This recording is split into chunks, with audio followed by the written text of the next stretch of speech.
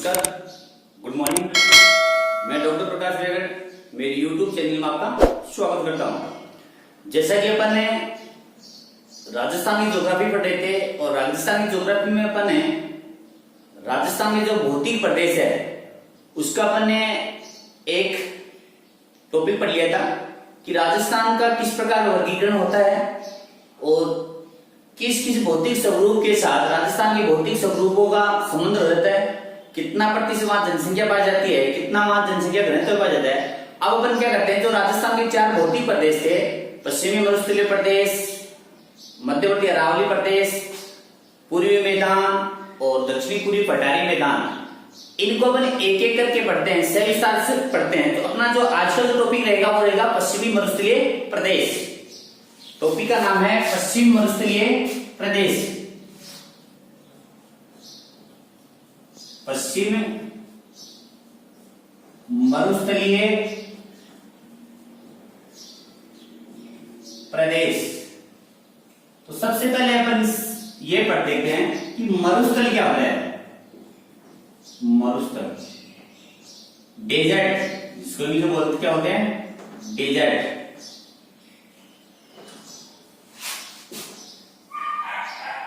Desert desert बोला जाता है।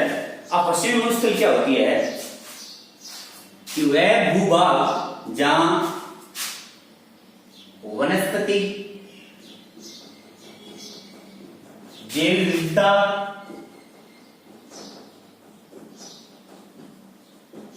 वनस्पति, जैव विविधता एवं जैविक संसाधनों की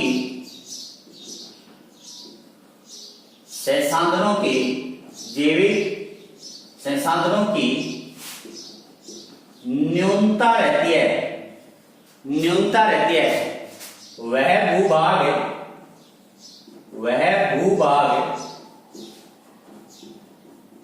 मरुस्थल कहलाता है। वह भूभाग के कहलाता है, मरुस्थल कहलाता है।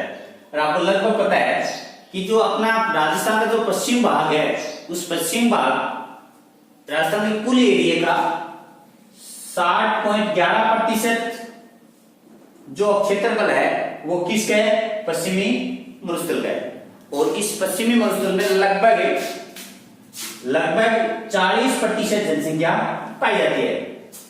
40% जनसंख्या पाई जाती है। सबसे कम घनत्व इसी का माना जाता है। क्यों माना जाता है कि वहां वनस्पति भी अधिक है, जैविक विविधता भी कम पाई जाती है और जो जैविक संसाधन है अपने उनकी भी क्या रहती है, न्यूनता। इन कारण वहां लोग रहना क्या करते हैं, कम पसंद करते हैं, क्योंकि वहां अच्छे ढंग से खाने के लिए मिलता है, अच्छे ढंग से रहने के लिए वहां की जलवायु नहीं मिलती है। तो इस प्रकार का जो भाग होगा वहां क्या पाएगा, मरुस्थल। क्योंकि सबसे मेन की जो इसकी जो कमी रहती है वो होती है कि वहां वनस्पति, मतलब जहां पेड़ पौधे कम पाए जाएंगे वहां का जलवायु क्या रहेगा, अलग रहेगा। वहां अधिक तापमान रहेगा, अधिक गर्मी रहेगी, अधिक सर्दी रहेगी। इस प्रकार तो अलग अलग वैज्ञानिकों ने अलग अलग प्रकार में बांटा, मरुस्थल को अलग अलग प्रकार में बांटा। या मरुस्थल के मुख्यतः मरुस्थल ताप के आधार पर 2 प्रकार के होते हैं। ताप के आधार पर मरुस्थल मुख्यतः 2 प्रकार के होते हैं। एक मरुस्थल होता है शीत ठंडा मरुस्थल, एक होता है उष्ण मरुस्थल। उष्ण मरुस्थल बोल दो या इसको बोल दो शुष्क मरुस्थल। शीत या ठंडा मरुस्थल जहां सबसे ज्यादा सर्दी या वहां का जो मौसम रहता है हमेशा क्या रहता है, ठंडा रहता है। जैसे इसका एग्जांपल अपन लें, जैसे जम्मू एंड कश्मीर अपना एक केंद्र शासित प्रदेश है, जम्मू एंड कश्मीर, उसकी एक जगह का नाम है लेह लद्दाख। लेह लद्दाख का जो मरुस्थल पाया जाता है वो मरुस्थल किस प्रकार का पाया जाएगा? ठंडा एवं शीत मरुस्थल पाया जाएगा। उष्ण मरुस्थल या शुष्क मरुस्थल जो आप सबको पता है, राजस्थान का जो पश्चिम भाग है, राजस्थान का पश्चिम भाग जहां मुख्यतः इसका जो आते हैं उसमें जैसलमेर आता है, बाड़मेर आता है, बीकानेर आता है और कुछ भाग आपका नागौर का भी आता है। इन राज्यों में इन जिलों में मुख्यतः आपका जो पश्चिमी मरुस्थल है वो पाया जाता है। अब ये दूसरे प्रकार का मरुस्थल जिसको अपन धरातल स्वरूप के आधार पर 3 भागों में बांटते हैं। तो दूसरे प्रकार का जो वर्गीकरण है वो धरातलीय स्वरूप, धरातलीय स्वरूप के आधार पर वर्गीकरण। धरातलीय स्वरूप के आधार पर मरुस्थल मुख्यतः 3 प्रकार का होता है, मुख्यतः 3 प्रकार का होता है। पहला होता है वो होता है रेतीला, दूसरा होता है मिश्रित जिसको पथरीला नाम भी बोला जाता है, पथरीला। तीसरा होता है वो होता है आपका चट्टानी। रेतीला जो मरुस्थल होता है इर्ग बोला जाता है। क्या बोलता है? इर्ग। ये एग्जाम में पूछा हुआ क्वेश्चन है कि किस भाग को इर्ग कहा जाता है? ऑप्शन था रेतीला। मिश्रित और पथरीला होता है, मिश्रित और पथरीला पत्थर पाया जाता है, मिट्टी भी पाई जाती है और पत्थर पाया जाता है, उसको बोलते हैं रेग, रेंग। क्या बोलते हैं? रेग। और जो चट्टानी भाग होते हैं वो चट्टानी भाग को क्या कहा जाता है? हामदा। क्या कहा जाता है? हामदा। तो अपने दूसरे प्रकार का जो वर्गीकरण है वो धरातलीय स्वरूप के आधार पर मरुस्थल को 3 भागों में बांटते हैं। कौन कौन सा? एक तो रेतीला मरुस्थल, एक मिश्रित एवं पथरीला मरुस्थल, तीसरा चट्टानी मरुस्थल। रेतीला जो मरुस्थल होता है इसको बोला जाता है इर्ग। क्या बोला जाता है? इर्ग। ये इंपॉर्टेंट चीज है इर्ग। और आपको जो मिश्रित और जो पथरीला होता है, मिश्रित या पथरीला उसको बोलते हैं रेंग। क्या बोलते हैं? रेंग। और जो चट्टानी मरुस्थल होता है, चट्टानी मरुस्थल को बोलते हैं हामदा। क्या बोला जाता है? हामदा। तो ये इनमें से पूछ सकता है किसी भी प्रकार का कि हामदा जो भाग होता है वो किस मरुस्थल का होता है? तो अपना होगा चट्टानी मरुस्थल। या पूछते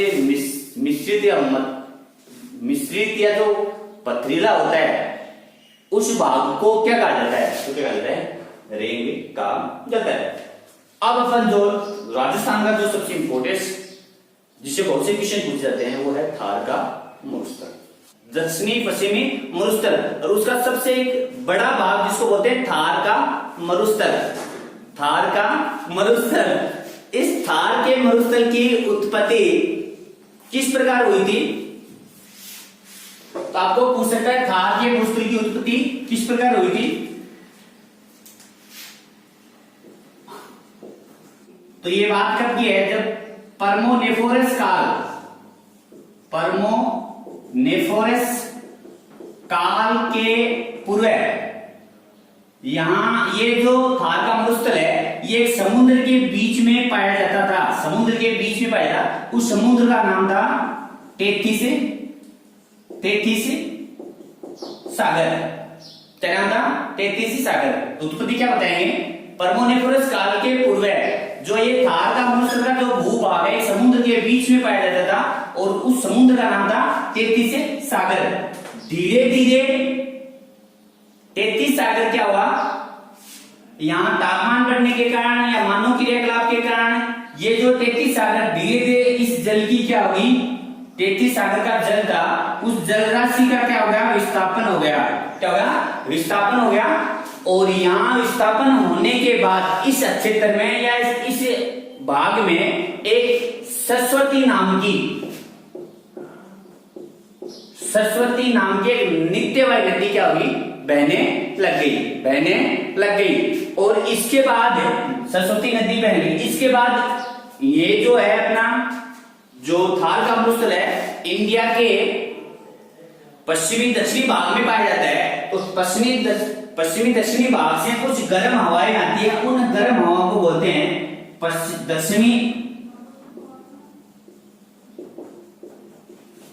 पश्चिमी हवा के कारण ये जो सरस्वती नदी है ये धीरे धीरे क्या होगी, विलुप्त होगी।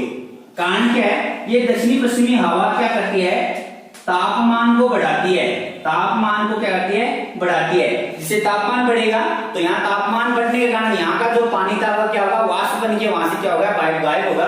तो धीरे धीरे यहाँ क्या होगी, सरस्वती नदी क्या होगी, विलुप्त हो गई।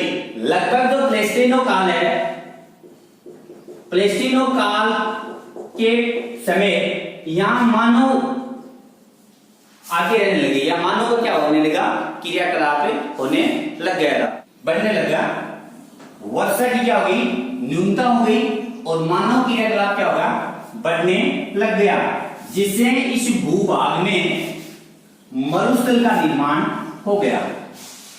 मरुस्थल का क्या हो गया, निर्माण हो गया। तो फिर सुनो, तापमान बढ़ने लगा, वर्षा की न्यूनता हो गई, मानव क्रियाकलाप के द्वारा यहाँ ये जो भूभाग है यहाँ क्या होगा, मरुस्थल बनने लगा। और जो ये थार का मरुस्थल है ये किसके साथ संबंध रखता है, तो ध्यान रखना, अफ्रीका का एक बहुत बड़ा मरुस्थल है जिसको बोलते हैं ग्रेट पोर्टफोलियो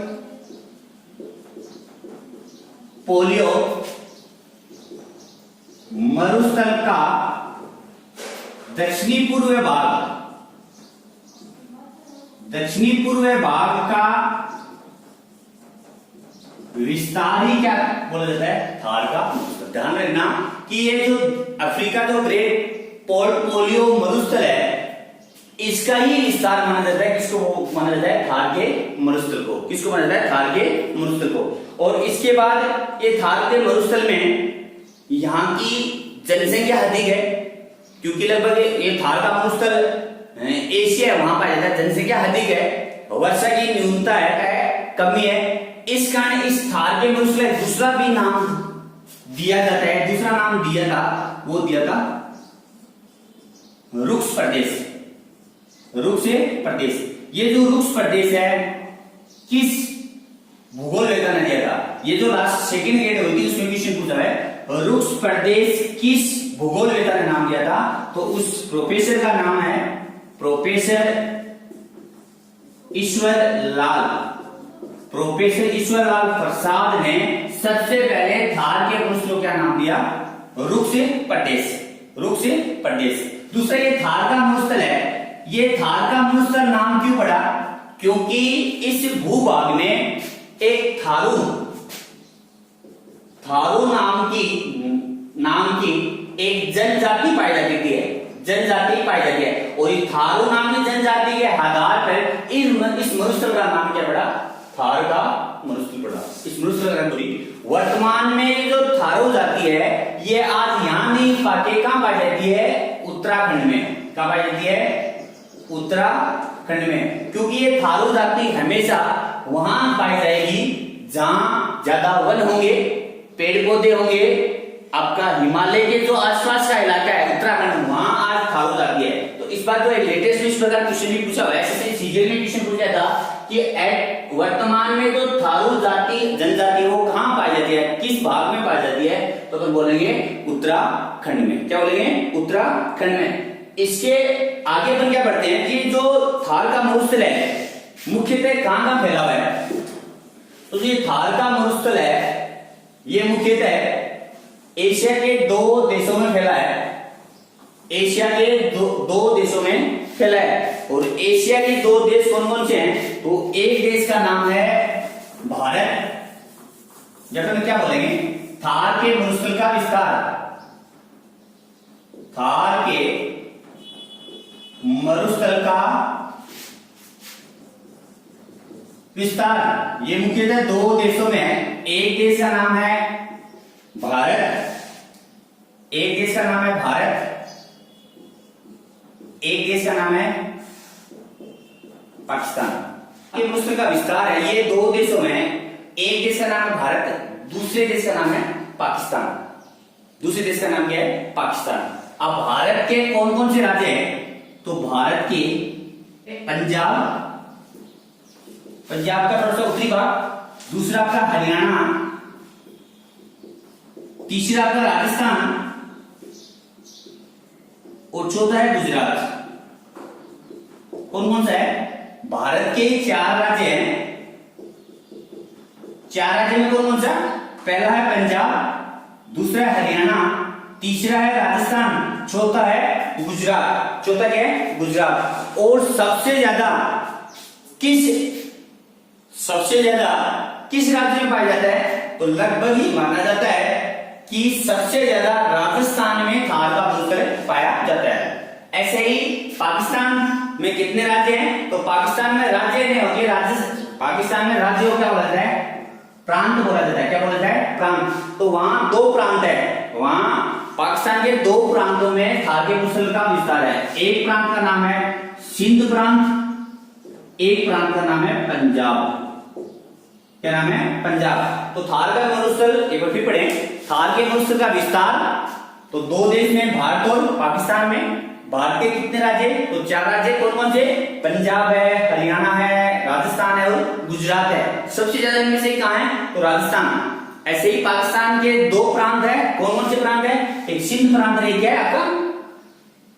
पंजाब प्रांत है, पंजाब प्रांत सेमी समवर्षा रेखा। तो इसके 2 महत्व है। 2 महत्व क्या है? एक महत्व सुना, ये राजस्थान को 2 बराबर भागों में बांटती है। दूसरा महत्व है कि ये मध्यवर्ती अरावली को मरुस्थल से क्या करती है? अलग करती है।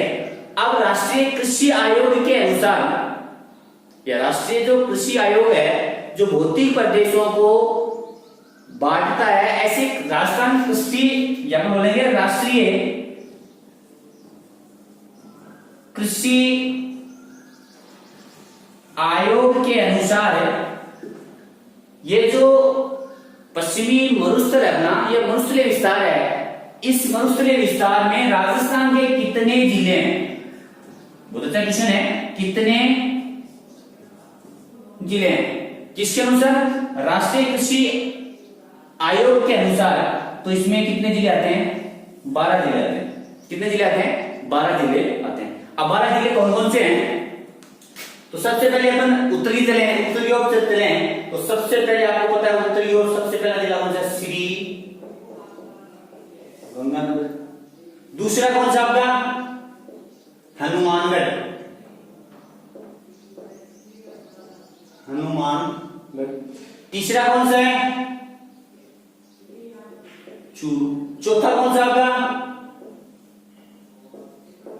झुंझुनू। पांचवा कौन सा है? सीकर। सीकर के बाद कौन सा है? बीकानेर। बीकानेर के बाद कौन सा है? जैसलमेर। जैसलमेर के बाद कौन सा है? बाड़मेर। बाड़मेर के बाद कौन सा है? आपका नागौर। नागौर के बाद कौन सा है? पाली। पाली के बाद कौन सा है?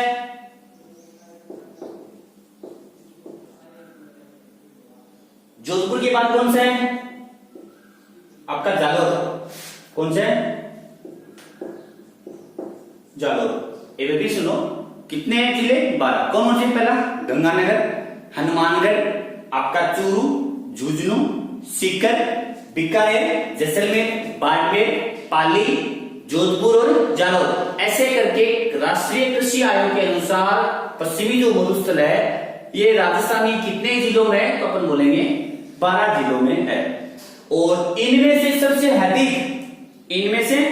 सबसे अधिक या जो संपूर्ण मरुस्थलीय जिले कौन से हैं? संपूर्ण मरुस्थलीय जिले, तो इसमें 2 ही नाम ध्यान रखना, 2 ही नाम ध्यान रखना। वो नाम कौन कौन से हैं? एक का नाम है जैसलमेर, एक का नाम है बाड़मेर। क्वेश्चन किस प्रकार आ सकता है? राजस्थान के कौन से 2 जिले जो संपूर्ण मरुस्थल में स्थित है? तो अपना एक है जैसलमेर है, दूसरा कौन सा है? बाड़मेर है। एक जैसलमेर है, एक दूसरा कौन सा है? बाड़मेर है। एक 3 जून 2013 की बात है,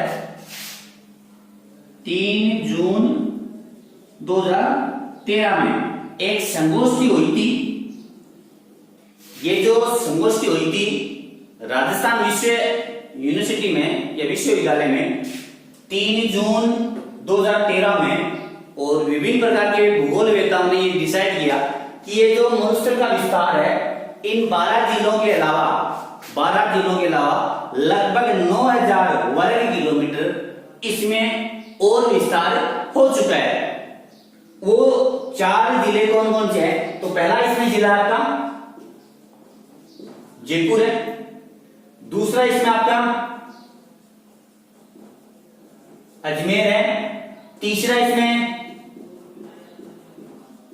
राजसमंद है, चौथा इसमें सिरोही है। चौथा इसमें क्या है? सिरोही।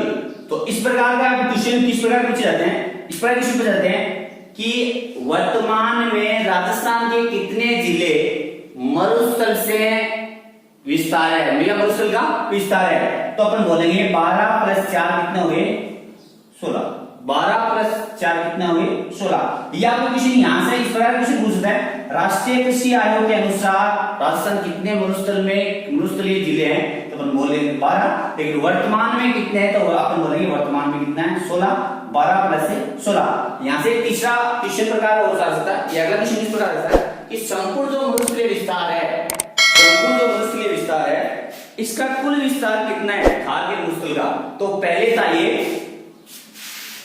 1,75,000, 2,05,000 वर्ग किलोमीटर, 2,05,000 वर्ग किलोमीटर। क्वेश्चन किस प्रकार का है? क्वेश्चन की लैंग्वेज सुना, राजस्थान में थार के मरुस्थल का विस्तार है तो अपन बोलेंगे 1,75,000 वर्ग किलोमीटर। या दूसरी क्वेश्चन आ जाए, वर्तमान में कुल मरुस्थलीय विस्तार कितना है? तो अपन बोलेंगे